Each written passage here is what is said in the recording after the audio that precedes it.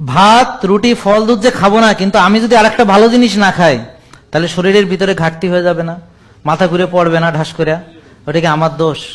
অনেক রুগী আমাকে ফলো করে, আমি যা কই হেটা না খাইয়া, আমি যেটা খেতে বলি সেটা না খেয়ে আমারে ফলো করে। কেমন ফলোয়ার? আমি যা খাইতে কইছি সেটা খায় না, হে বলে আমারে ফলো করে। কেমন ফলোয়ার বলেন? আপনারা ফ্যান চিনেন কি? আরে এই ফ্যান না, বাতের মাড়।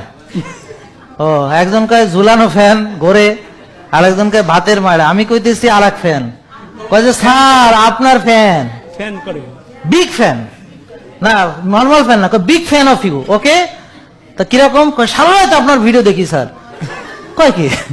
আমি কইছি সন্ধ্যার পরে মোবাইল ধরবা না, আর তুমি এত বড় ফ্যান, তুমি তো এয়ার কন্ডিশন। তাহলে যে আমার কথা মানে না ও বিগ ফ্যান, আমি যা কই তার উল্টাটা চলে। আমাকে ফলো করবে, তাহলে যে ভাত রুটি ফল দুধ খাবে না তাকে ডিম খেতে হবে, মাছ খেতে হবে, মাংস খেতে হবে, কলিজা খেতে হবে, মগজ খেতে হবে, পায়া খেতে হবে মাঝে মাঝে এগুলা। তারপরে হচ্ছে যে এমসিটি, বুলেট কফি, ঘি, কোকোনাট অয়েল, হ্যাঁ, তারপর হচ্ছে যে কি অলিভ অয়েল।